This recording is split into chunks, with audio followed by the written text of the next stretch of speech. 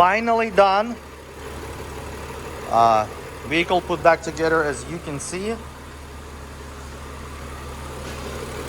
It's working. Now we just gotta make sure that we have no leaks and release it to the customer.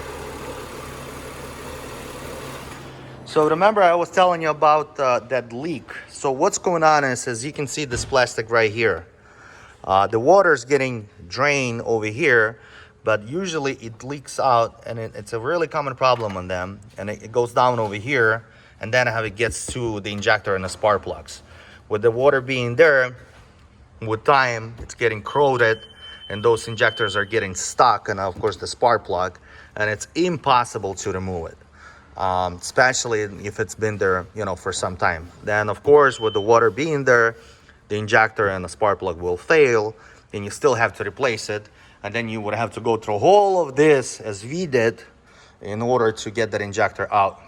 But we are done. What we did for our customer, of course, we put some silicone and stuff like that just to prevent it, but also, as you can see, this blue plastic, we kind of covered everything.